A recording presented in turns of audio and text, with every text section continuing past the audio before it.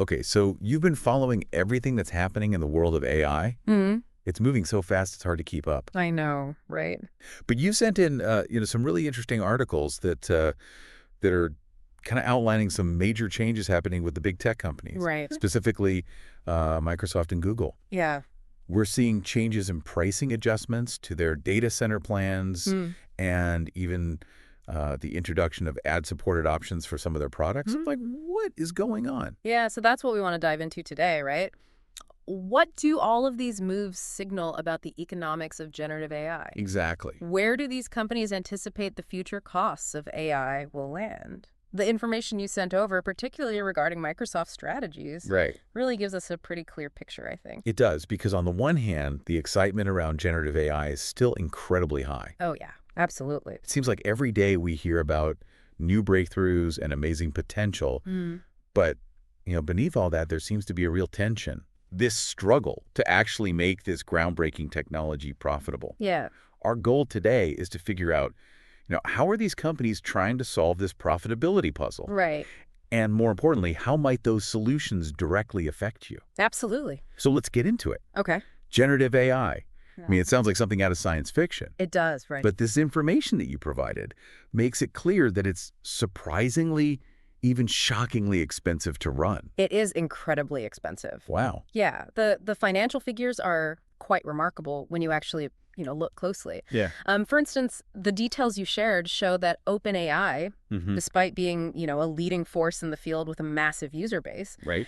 generated $3.7 billion in revenue last year, but spent almost $9 billion, Oh, wow. resulting in a net loss of around $5 billion. Wow.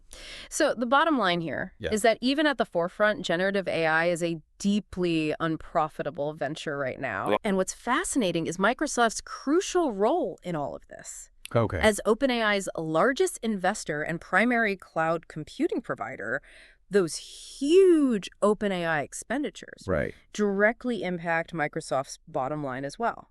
So these aren't just abstract costs. Yeah. This is real money Yeah. being spent on a massive scale. Absolutely. And the articles break down where this money is going. Yeah. Right? Yeah.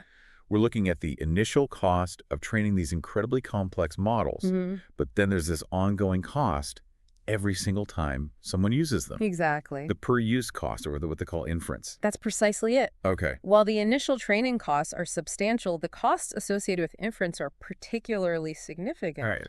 because they increase directly with how many people are using the AI and how complex the AI model is. I see. The more users and the more powerful the AI they interact with, Right. the higher those inference costs become. And they gave an example in one of the articles that really kind of brought this home for me. Apparently, a single query on OpenAI's most advanced models can cost up to $1,000 in compute power alone. Wow.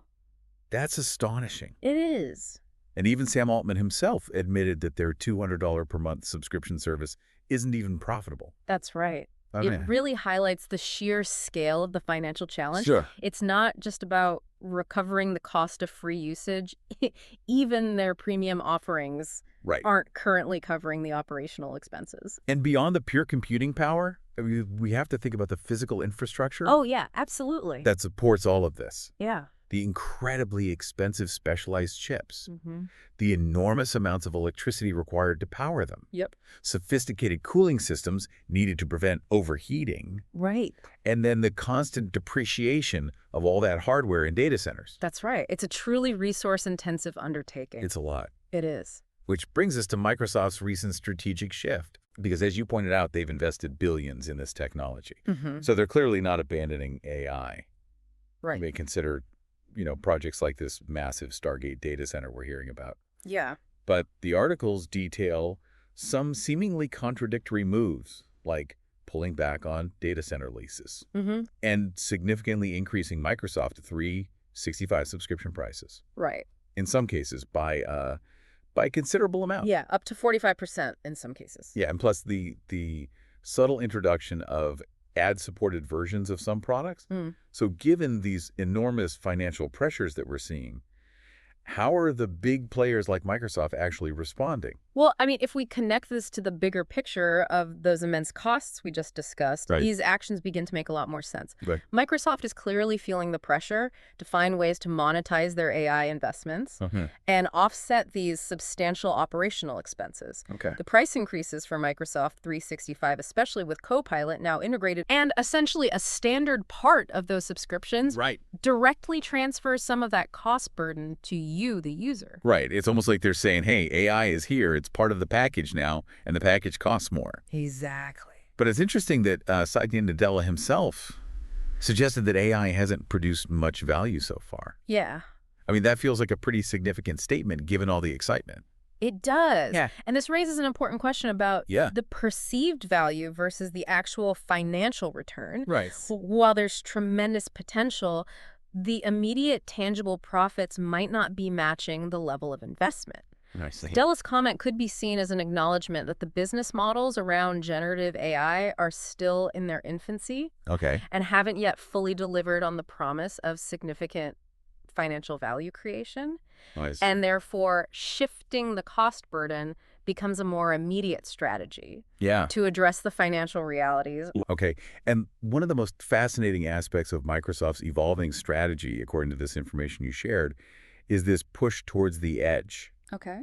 shifting more of the AI processing to our own devices. Right. You know, the article points to that dedicated Copilot key on new Microsoft PCs and laptops Oh, yeah. as a really strong indicator. It's valuable keyboard space. It is. That's a big deal. What's fascinating here is the parallel with Apple's approach. Okay. They've been increasingly emphasizing on-device AI processing, often framing it as a key privacy feature. Interesting. This convergence of strategies from two major tech giants suggests a significant trend. I see. By performing AI tasks locally on devices, you significantly reduce the reliance on those expensive data centers for inference. Right. So instead of every query going back to these massive server farms, Exactly. your phone or your laptop is doing the heavy lifting. Okay. The potential benefits seem pretty clear. Yeah. You know, less energy consumption in data centers, Mm. which is better for the environment. Yeah. Reduce strain on internet bandwidth. Mhm. And as Apple highlights, potentially greater user privacy because your data isn't constantly being sent to the cloud. Precisely lowering the carbon heat and water footprint of AI is a significant potential advantage of edge computing. Right. However, as the sources astutely point out, Yeah, this shift isn't without its own set of challenges and implications for you, the listener. sure. Essentially, tech companies are aiming to solve their cost problem by shifting it onto our devices and wallets. And this is where it gets really interesting. Okay. Because while it might seem like a win-win pushing computation to the edge, essentially transfers those costs to us, the consumers, Right. we're now responsible for the hardware capable of running these AI models. Right. And that could drive demand for newer, more powerful, and likely more expensive devices. That's a crucial point. Right. This could worsen economic inequalities as not everyone can afford the latest AI-enabled devices. Exactly. There are also significant environmental concerns around the potential for more frequent upgrades Right. and the resulting increase in electronic waste, Okay. which, as the sources mentioned, becomes even harder to manage when it's spread across millions of individual devices. And the articles also raise a really important point about the playing field. Yeah. If the quality and capability of your AI experience are dictated by the power of your device, Right. that could create a very uneven landscape, Exactly. particularly in areas like education where access to the latest technology isn't consistent. What stands out is this apparent decentralization of computing power Yeah. could paradoxically lead to new forms of centralization, Really? hardware monopolies. Interesting. If only a few companies control the design and production of the specialized chips and devices needed for edge AI, Right. we might simply be trading one form of dependence for another.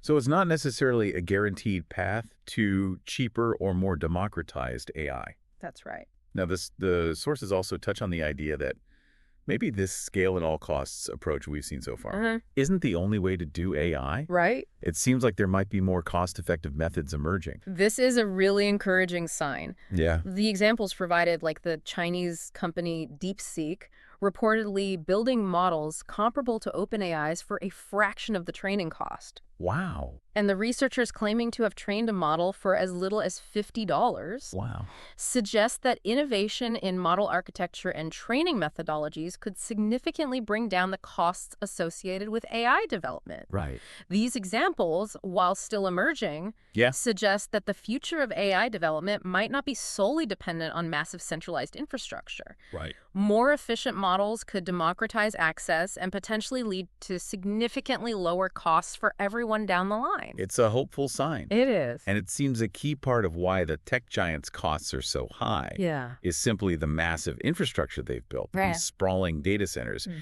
If smaller players can achieve similar results without that overhead, it Yeah. changes the whole equation. Precisely the cost of building and maintaining those data centers is a major contributing factor to the overall expense. Right. More efficient AI development could potentially disrupt the current landscape and offer more sustainable and affordable pathways for the future. Which brings us back to the user, Yeah. to you. To you. Because as detailed in the articles, Microsoft's integration of Copilot into Microsoft 365 means it's no longer optional. Right. And that's directly leading to those significant price hikes for subscribers. Yeah.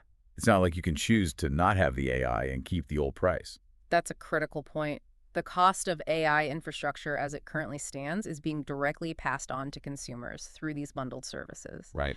And as these underlying costs potentially continue to rise, Yeah. there's a real concern about the ability of small businesses and individual users to absorb these increases. So the big question becomes, will the benefits that this integrated AI brings, the productivity enhancements, Right. the new features, will they actually outweigh the increased financial burden Yeah. and the potential need to constantly upgrade our personal devices to keep pace? It feels like a real balancing act.